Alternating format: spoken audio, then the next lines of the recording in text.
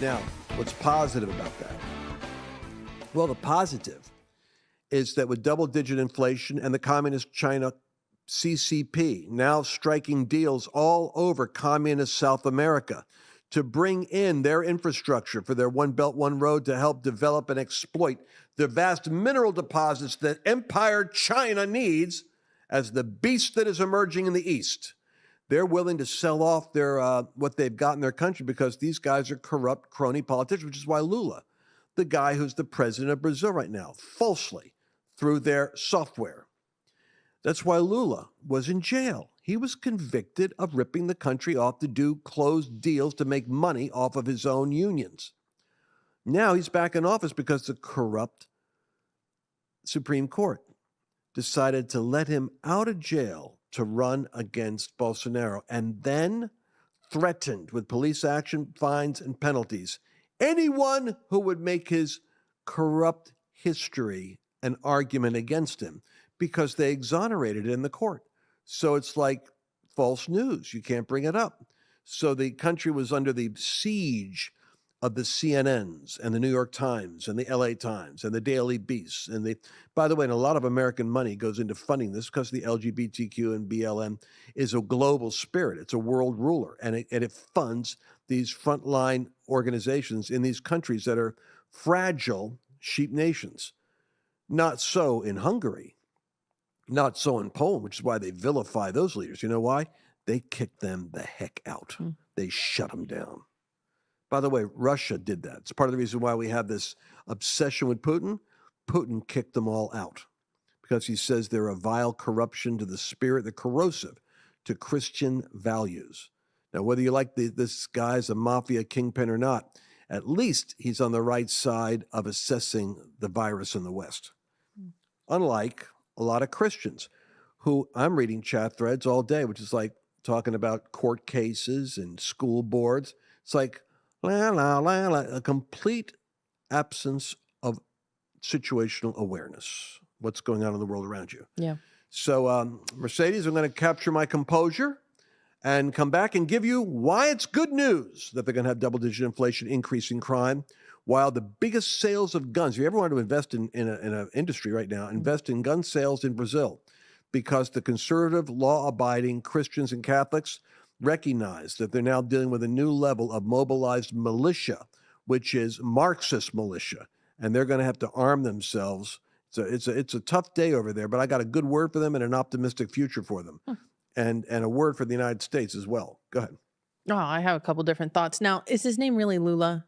Is the last name how you pronounce it? They call him Lula. I was just going to say that. La, la, la. I know, because we're on the same wavelength. I was thinking. You were thinking. It's probably because I started like this. I was like, I know your adolescent brain, your millennial mind.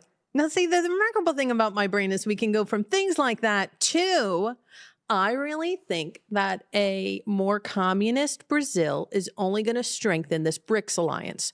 The one that, Vladimir Putin's talking about with Brazil, Russia, India, China, and South Africa.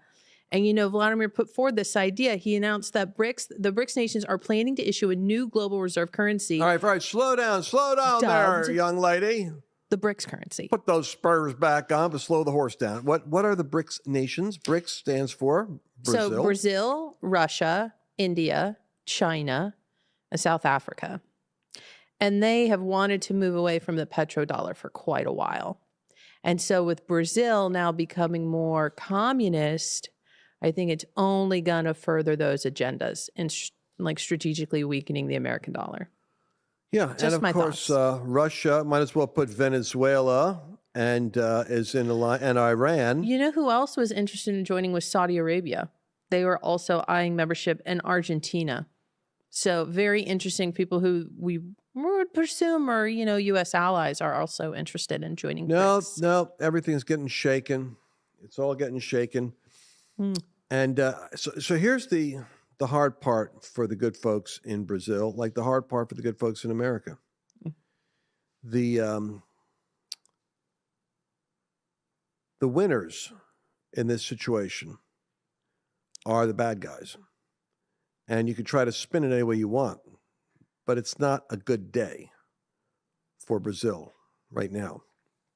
But what makes it a strategically good day is in America, I look at this thing a little differently than most people. I may be wrong too. I have been wrong in the past, although I can't say that I've been wrong that much when it comes to these sorts of predictions. And by the way, my wrongness has always been on the side of naivety, believing something and finding out something else was really going on. But here's what I want to say. In the United States, the Democrats' victory, the removal of Trump, took away the distraction of the left in terms of who they could blame every woe on. Now, with Trump out of the picture, our disaster in Afghanistan, our spiraling inflation, our crime rates out of control, our border dissolving, our collapsing of global strength as Russia and China, Iran, and the BRICS nations now all unify against us. As the EU, who we've invested in, as we're putting $80 billion a month into the Ukraine, but we can come up with $1 billion to finish a wall. The American people are getting a scratch and sniff test with drag queen hour, critical race theory, and forced transgenderism, and the forced mastectomy, castration, and chemical castration of children, with or without their parents' consent, according to California laws anyway. And they're looking at this aghast, kind of like someone waking up from a drunken stupor. And they're going, what the H is going on? Well, that's exactly it. Hell is having a holiday in America. But they can't blame Trump. Oh, they could try to fix it all they want. Trump's not in the picture. Here's my point. What's about to happen in Brazil is happening now in America. It's called the Rude Awakening that precedes the Great Awakening. Now, half the country, obviously, is at least half. The country is pro-Bolsonaro. It's like half the country, if we were to say, being pro-conservative, pro-parent, pro-family. But there's another half, or another 40% or so, in power that are not sharing those worldviews. They are pro-Marxist, LGBTQ, BLM, whatever divides and produces power is what they're for. They're cynically willing to divide people for the sake of the acquisition of power. They have no moral scruples. If that's the case, then it might be that the misery index of what Brazil goes through as Colombia, Honduras, Peru, and what else have we got? Chile, all turn communist. You'll see a continent that is going to experience the convulsions of a Marxist revolution that wants to come to the United States. But I believe that in America, you're seeing a backlash. That was the cycle we have been in with midterms. It's the conservative backlash, the local level of engagement, the school board level, the congressional level, the state legislative level.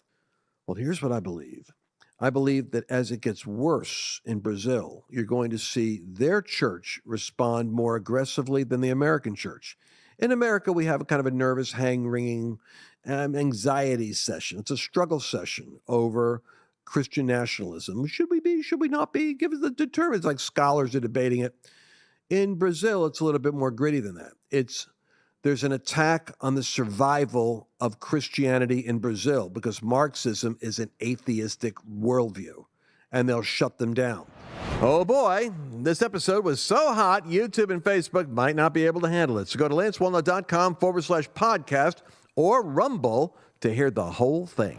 Hello, I'm Mike Lindell, and in light of the recent events, your continued support means everything to myself and my employees. To thank you, we're having the biggest sale ever on all MyPillow bedding.